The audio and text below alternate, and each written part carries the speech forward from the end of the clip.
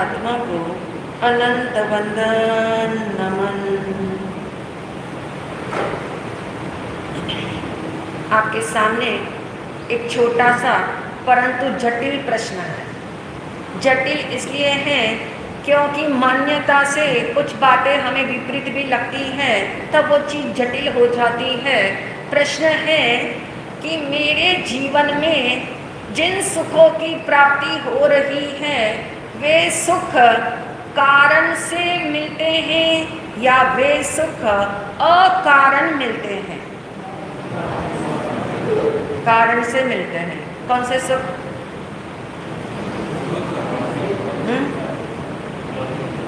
भौतिक सुख के सारे सुख। यानी इतनी क्लैरिटी आपके अंदर में समा जाए इस बात को लेकर के कि जितने लौकिक सुख है, टेम्पररी सुख है, सो कॉल्ड सुख है, कर्माधीन होकर के मिलने वाले सुख हैं, वो सारे सुख जो है कारणों से मिलते हैं। अमुक ऐसा कारण घटित हो तो सुख मिले, ऐसा ऐसा सिचुएशन आए मेरी लाइफ में तो मुझे सुख मिले।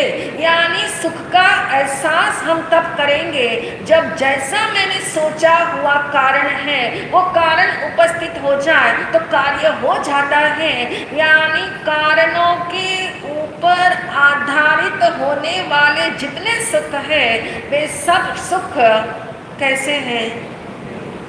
क्षणिक है, टेम्पररी है, टिकने वाले नहीं है। उस सुख के पीछे क्या लगे हैं? दुख लगे हैं। यानी वो सुख सुख नहीं है जिसके पीछे दुख लगे हुए हो। तो सुख हमें जिंदगी में आज तक जितने मिले हैं या जिस जिस सुख को हम सुख कहते हैं या जिसका हमें अनुभव हुआ है, एक्सपीरियंस हुआ है, वो सारे सुख कैसे हैं? कारणों से। कोई ना कोई कारण मिले तो हम खुश हो। ऐसा ऐसा हो संडे के दिन तो हम बड़े खुश हो। संडे यानी फॉर्मूला खुशी। संडे यानी संडे की फॉर्मूला क्या होती है? संडे का मतलब ये है कि फॉर्मूला सुबह से रात से माइंड में ये होती है सवेरे लेट उठेंगे और जल्दी नींद खुल गई तो प्रॉब्लम, कुछ काम ही नहीं करने को। और लोगों को दुख महसूस होता है। यानी कहने का अभिप्राय संडे के दिन सोचा हुआ है कि सवेरे लेट उठेंगे, लेट ब्रेकफास्ट करेंगे, सब कुछ लेट करेंगे तो बड़ी खुशी मिलेगी। शाम को हम बाहर जाएंगे, बाहर जाकर के बाहर खाएंगे और बाहर खाने को नहीं मिला और घर लौटना पड़ा, किसी का घर में आना हो गया तो क्या होता है?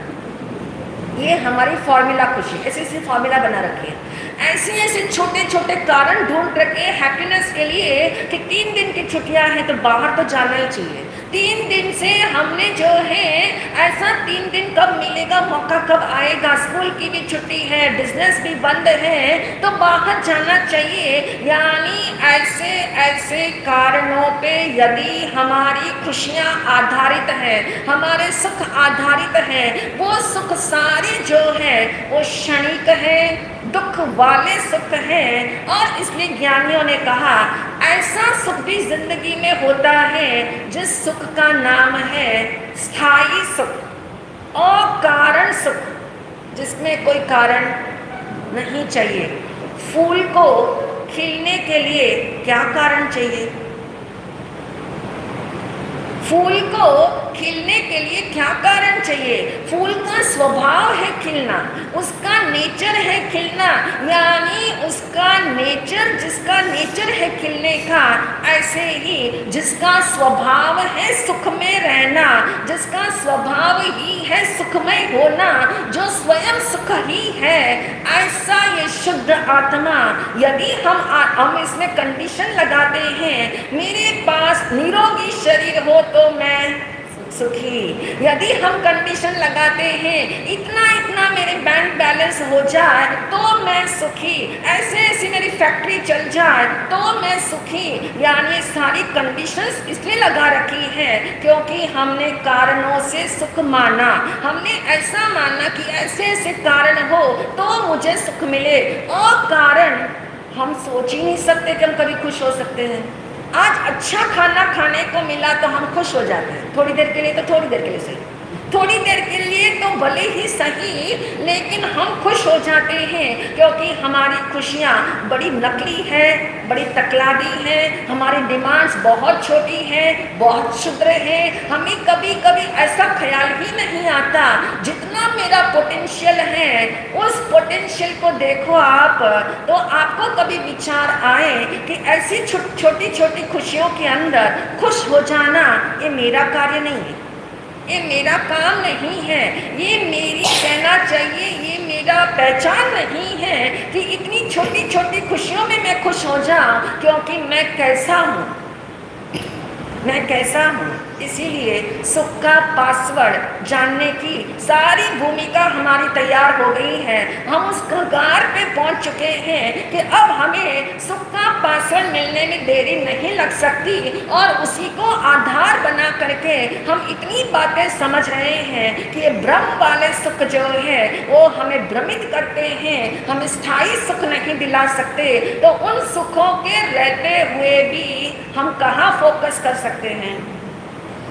वो सुख का त्याग करने की जरूरत नहीं है, मान्यता पलटने की जरूरत है। उस सुख को सुख नहीं मानने की जरूरत है। उसको सुख मान लोगे तो फिर जो असली खुशी है, असली सुख है, स्थायी सुख है, आत्मा का सुख है, अकारण सुख है, एब्सोल्यूट सुख है, उसकी कभी भी आपको क्रेज नहीं आएगी, उसकी रुचि नहीं आएगी, उस तरफ अटेंशन नहीं जाएगा। इसलिए ज्ञानियों ने कहा बहुत जरूरी है ये अवलोकन किया जाए कि मैंने कहाँ कहाँ कौन कौन से कारणों में अपना सुख माना हुआ है। नंबर 1 शरीर, नंबर 2 संपत्ति, नंबर 3 वस्तुएं, नंबर 4 संबंध, अच्छे अच्छे रिश्ते मेरे हो, और नंबर 5 के ऊपर कल हमने सुना था मान सम्मान मुझे पर्याप्त रूप से मिलता रहे, ये मेरे लिए खुशी का कारण है। और अब आज हम सुनेंगे छठा पॉइंट है, छठा कारण ज्ञानियों ने कहा सौभाग्य। शब्द क्या है? सौभाग्य। सौभाग्य किसको कहते हैं? सौभाग्य, हाँ बता सकते हैं? गुड लक, जिसको हम कहते हैं गुड लक। और इस गुड लक की भाषा को तो आप बचपन से यूज करते हैं। बच्चे का स्कूल में एडमिशन हो जाए जिस स्कूल में आप सोचते हो, तो बच्चे का क्या मानते हो? Good luck. और उस बच्चे को बताते भी, बच्चे को परिचय कराते गुड लक का, उसको कुछ नहीं मालूम, उसे कुछ नहीं मालूम, लेकिन उसे जो है बारंबार आप बोल करके उसे बताते हो कि तेरा एडमिशन इतनी बड़ी स्कूल में हो गया है जहां होना मुश्किल है, इंटरव्यू के माध्यम से हो गया है, कोई अप्रोच नहीं, कोई किसी प्रकार का हमने जो है तेरे लिए रिश्वत नहीं दी, और उस बच्चे का अपने से एडमिशन हो गया। तो उस बच्चे को उसके कोर एरिया के अंदर हमें बात बताना चाहते हैं कि तेरा गुड लक है, इस वजह से अच्छे स्कूल में एडमिशन हो गया। और धीमे धीमे उस बच्चे के अंदर भी ये इंस्क्राइब हो जाता है कि अच्छे स्कूल में मैं हूँ, और अब जो है बच्चा पढ़ने लगे और पढ़ते पढ़ते अच्छे मार्क्स उसे आने लगे, तो फिर से हम कहाँ रिलेट करते हैं? कहाँ रिलेट करते हैं? परिश्रम बच्चे का है, बच्चा परिश्रम अच्छे से कर रहा है, लेकिन फिर भी रिलेट करते हैं ये इसका सौभाग्य है, हर बार ये फर्स्ट आता है, हमेशा ये पहला ही कहना चाहिए खड़ा हो जाता है। तो इस तरह से ये बच्चों की यात्रा धीमे धीमे जब बड़ी होती है, उसके माइंड के अंदर ये बात अंदर में जच जाती है कि मेरा लक जो है वो क्या है? बहुत सुंदर लक है, सौभाग्यशाली हूँ मैं, यानी उसकी मान्यता के अंदर एक स्थापना हो जाती है। सौभाग्य से सुख मिलता है और दुर्भाग्य से दुख मिलता है। सौभाग्य का अभाव हो जाए तो मेरे जीवन में दुख होगा, और सौभाग्य बना रहे तो मेरे जीवन में सुख होगा। यानी उसी इंक्लिनेशन है कि मेरा सौभाग्य हमेशा एक जैसा रहे, सौभाग्य मेरा बढ़ता ही चला जाए, सौभाग्य कभी दुर्भाग्य में पलटे ही नहीं। पॉसिबल है या नहीं? पर किसी किसी की जिंदगी को आप देखते हो, किसी किसी की लाइफ स्टोरी सुनते हो और आपको पता लगता है उनकी जिंदगी के अंदर कभी भी उन्होंने कहना चाहिए हमेशा गोल्डन अपना नंबर ही देखा, हमेशा गोल्डन टाइम ही अपना देखा, उन्होंने कभी दूसरा टाइम देखा ही नहीं है। बर्थ से लेकर के टिल डेथ तक उनका जो है गोल्डन पीरियड देखा, वो किस कारण से देखा? पुण्य के उदय से। वो पुण्य का उदय कैसा होगा? वो पुण्य का उदय कैसा होगा? वो पुण्य का उदय ऐसा स्ट्रॉन्ग वाला है जिसमें कोई छेद नहीं कर सकता, दीर्घ अवधि वाला है कि जल्दी से भले ही वो 80 साल जिए लेकिन उसने जिंदगी में कभी कोई ऐसा अपनी जिंदगी में ऐसा कोई मौका नहीं देखा, ऐसी कोई सिचुएशन उसकी जिंदगी में नहीं आई कि उसने कहीं हाथ डाला हो या उसने किसी चीज के लिए मेहनत करी हो और उसे सेटबैक लगा हो, उसे असफलता महसूस हुई हो या कोई काम करने के अंदर उसे क्लेश करना पड़ा हो, कोई काम करने के लिए उसे हार्डवर्क करना पड़ा हो, ऐसा उसकी जिंदगी में नहीं हुआ। ऐसे भी शख्स को आप जानते हैं, ऐसे भी कुछ लोग दुनिया में होते हैं, तो उनका सौभाग्य इतना स्ट्रांग है, इतना स्ट्रांग है कि उनके कर्म का उदय जब कहना चाहिए, जब कर्म बांधा था, जिस इंटेंसिटी से बांधा था, जिस ड्यूरेशन को लेकर के बांधा था, ड्यूरेशन भी लंबी थी और इंटेंसिटी भी स्ट्रांग थी, जिसकी वजह से उनकी पुण्य की चादर में, सौभाग्य की चादर में कोई भी छेद नहीं कर सकता। इतनी स्ट्रांग है, इतनी स्ट्रांग है। कभी वो लोग कहते हैं मिट्टी में भी हाथ डालो तो क्या निकल आता है? सोना निकल आता है। ये सब प्रोवर्ब्स कैसे बने हैं? कोई ना कोई तो घटना घटी होगी, कोई ना कोई तो ऐसी बात रही होगी कि कोई बहुत सौभाग्यशाली होगा और उसके सौभाग्य के अंदर उसने ये पाया कि मैंने जहाँ कहीं भी मेहनत नहीं भी की है तो भी मुझे अचीवमेंट्स मिली है, मान सम्मान मिला है, धन मिला है और ना जाने क्या कुछ नहीं मिला है। यानी उनकी लाइफ का एक्सपीरियंस ऐसा है। तो कहने का अभिप्राय सौभाग्य कारण बनता है सुख का, ऐसा हमें लगता है, लेकिन वो कारण जहाँ पे लगे, जिसके कारण से आपको सुख मिलता हो, वो कारण कैसे है सारे? वो सारे कारण ऐसे हैं जो पल पल में बदल जाते हैं। वो कारण जो है वो आधारित आपका स्ट्रॉन्ग आधार नहीं बन सकते, इसलिए ज्ञानियों को कहना पड़ा ये सब पुण्य का उदय है। और इस पुण्य के उदय में यदि किसी को लगता है मेरा स्ट्रॉन्ग गुड लक है, मेरा ऐसा विश्वास है, मेरा ऐसा मानना है कि मैंने तो आज तक जो है जीवन के 40-50 वर्ष तक मैंने हमेशा गुड लक को देखा है, लेकिन वक्त तो कभी भी बदल सकता है। वक्त बदलने का मतलब सौभाग्य कभी भी पलट सकता है। सौभाग्य का दुर्भाग्य में पलटना बहुत बड़ी आश्चर्य की घटना नहीं है, और दुर्भाग्य का सौभाग्य में पलट जाना ये आश्चर्य की बात है।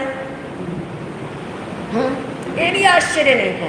यानी ये आश्चर्य इसलिए नहीं है क्योंकि कर्म का चक्र चल रहा है। ये कर्म का चक्र जो आप अच्छे से समझ रहे हो, उसी में आपको उत्तर मिल जाएगा कि चाहे पुण्य का खेल खेलो, चाहे पाप का फल झेलो, लेकिन उस समय आपको ही रिलेट हो जाना चाहिए ये मेरा स्वभाव नहीं है। चाहे पुण्य के मीठे मीठे फल मिले, पाप के कड़वे फल मिले, लेकिन इन दोनों के अंदर मेरा स्वरूप जो है इसमें मिक्स हुआ नहीं है, मैं इससे भिन्न हूँ।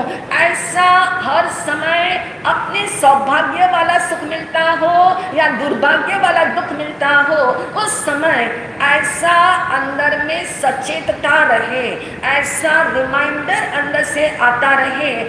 इसलिए बताया कि इस संसार के अंदर 3 प्रकार के लोग हैं। जो नंबर 1 के लोग ऐसे हैं जो अपने सौभाग्य के काल में, यानी सौभाग्य के फल को चखते हुए कौन से बीज बोते हैं?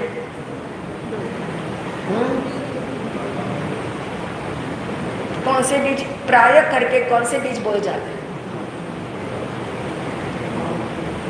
यानी पुण्य के मीठे फल को चखते हुए सौभाग्य जिसका क्लाइमेक्स पे है, ऐसे समय में वो व्यक्ति जो है, कभी कोई उसे बता दे कि तेरा सौभाग्य कभी भी जो है, इस सौभाग्य का बर्फ है, कभी भी क्या होने वाला है, पिघल सकता है। ये हवा चल रही है, लेकिन हवा जो है, तेरी सौभाग्य की ध्वजा जिस दिशा में जा रही है, हवा विपरीत चले तो क्या होगा, बदल जाएगी। यानी ऐसा जब समझ में आने लगे तो उस व्यक्ति के अंदर एक बात का अंदर से विचार आता है कि कौन होगा ऐसा जो मेरे सौभाग्य को पलटे, कौन होगा ऐसा जो मेरे सौभाग्य को दुर्भाग्य में पलटे। फिर भी वो व्यक्ति अपने जीवन के अंदर सौभाग्य के क्षणों में नए नए पापों का ख्याल करता है, नए नए पाप के विचार आते हैं,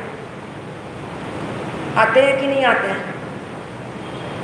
यानी कहने का अभिप्राय कि जब भी कुछ लोग ऐसे हैं जब सौभाग्य का मीठा फल चखते हैं, उस समय उनके भीतर में पाप करने की इच्छा होती है, पाप करने के जो है विचार आते हैं, पाप करने के उनके भीतर में साधन पकड़ने का विचार आता है।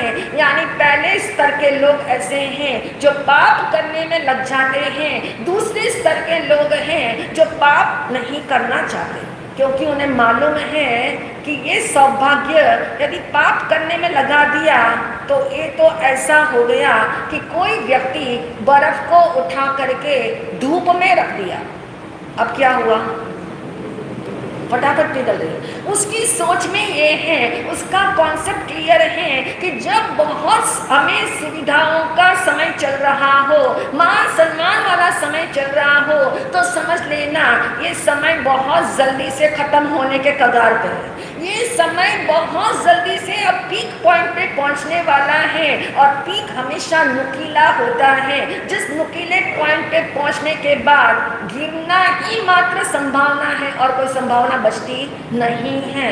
और इसलिए कहा कि कुछ लोग ऐसे हैं जो इन बातों का विचार करते हैं, उन बातों का ख्याल करके वे पाप करना नहीं चाहते, वे सत्कर्म करने में लग जाते हैं। जब सौभाग्य का समय हो वे सत्कर्म करते हैं, और सत्कर्म लालसा से करते हैं।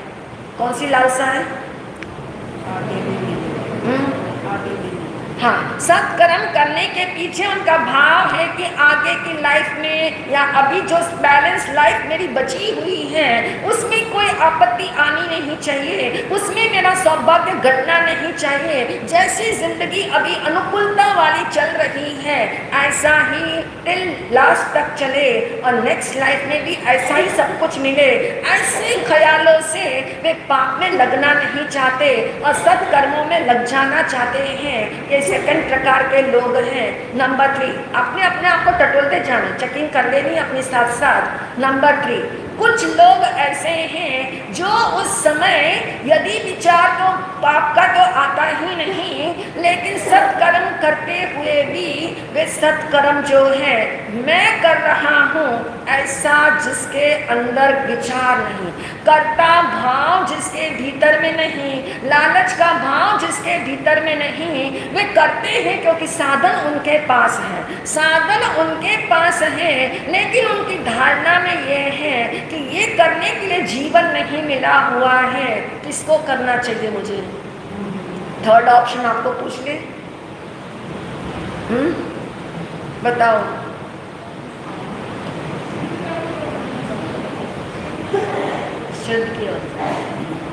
यानी उन्हें ऐसा महसूस होता है कि आज मेरी लाइफ में बहुत सारी अनुकूलताएं हैं, बहुत सारे हेल्पिंग हैंड्स हैं, बहुत सारे लोग सीढ़ियाँ लेकर के मेरे लिए खड़े हैं कि जल्दी से ऊपर चढ़ जाओ। यानी इतना मुझे इतने अच्छे मौसम में मैं हूँ, अब इस मौसम का मुझे लाभ उठाना है तो क्लाइमेक्स वाला लाभ उठाओ, क्योंकि इतना तो व्यापारी सोचता ही है कि थोड़ा अपने पास हो और मैक्सिमम लाभ कैसे हो, तो उसके लिए मैक्सिमम लाभ क्या हो सकता है कि यदि उसने सोचा इतनी अनुकूलताएं मुझे मिली हुई है तो ऐसा सुख मुझे मिले जिस सुख के अंदर कभी भी जिस सुख का अंत ना हो, ऐसे सुख की मुझे प्राप्ति हो जो अनंत सुख के अंदर बदल जाए। ऐसे सुख पाने के लिए मुझे क्या करना होगा? अनंत सुख वाले को जानना होगा। अनंत सुख वाला कौन है? मैं। अनंत सुख वाला मैं स्वयं हूँ। अनंत सुख वाला आत्मा है। अनंत सुख का जो धाम है वो मैं ही हूँ। उस मैं को उसे पहचानना है, मैं को उसे केंद्र में लेना है, उस मैं की तरफ उसे जो है रुचि पैदा करनी है। और उस मैं के साथ जब अपनापन हो जाएगा तो उस दिन उसके जीवन में सम्यक दर्शन की घटना घट जाएगी। और जिसके जीवन में सम्यक दर्शन की घटना एक बार भी घट जाए तो क्या लाभ होता है? क्या लाभ होता है? भव भ्रमण, जिसको हम कहते हैं अनंत दुख, जिसका जो है वो इतना सीमित रह जाता है जैसे किसी व्यक्ति को 1 लाख रुपए का कर्ज देना हो और 1 रुपया शेष रह जाए, सब कुछ चुका दिया, अब 1 रुपया बाकी है। क्या मायना रखता है 1 लाख के सामने 1 रुपया? कुछ भी नहीं। ऐसे ही सम्यक दर्शन जिसे हो जाता है उसके जीवन के अंदर जन्म मरण उतने सीमित रह जाते हैं जितना 1 रुपया जैसे देना शेष हो, ऐसे उतने जन्म मरण की संख्या शेष रहती है। उसके बाद उसका मोक्ष निश्चित हो गया। और मोक्ष का मतलब है अनंत सुख का क्या है? वो लोकेशन है, वो लोकेशन है। लेकिन इमोशन तो यहाँ करने पड़ेंगे। इमोशन का मतलब ये है मैं अनंत सुख का धाम हूँ। इस भाव को पक्का करना जब सौभाग्य का काल चल रहा है, इस समय आपका टॉप वाला टाइम चल रहा है कि आप घर से निकल करके भी आ रहे हैं। देखो कितना एफर्ट लगता है, सुबह सुबह आना कोई आसान काम नहीं होता। घर के 10 काम पेंडिंग में रख के आए हो फिर भी आए, क्योंकि कोई बिलीफ है आपकी, कोई ऐसी स्ट्रॉन्ग बिलीफ है आपके अंदर में जो आपको 10 काम आपने छोड़ दिए। कई लोग तो कुछ भी नहीं ग्रहण करके ऐसे ही आ जाते हैं। कितनी स्ट्रॉन्ग उनकी भाव है, कैसी स्ट्रॉन्ग फेथ है, आ गए। लेकिन आ जाने मात्र से जो है आप पूरा लाभान्वित हो। और पूरा लाभ ये है क्योंकि सौभाग्य का क्षण है। ये सौभाग्य है सत्संग में आना, सद्निमित्तों के बीच में रहना। तो उसका पूरा लाभ ये हो सकता है जब हम आत्मा के शुद्ध स्वरूप को जाने, माने, अनुभव करें। तो एक दिन हमारा भी जो है सारे जन्म मरण सीमित हो जाएंगे और एक दिन समाप्त हो जाएंगे इन्हीं भावों के साथ। आज का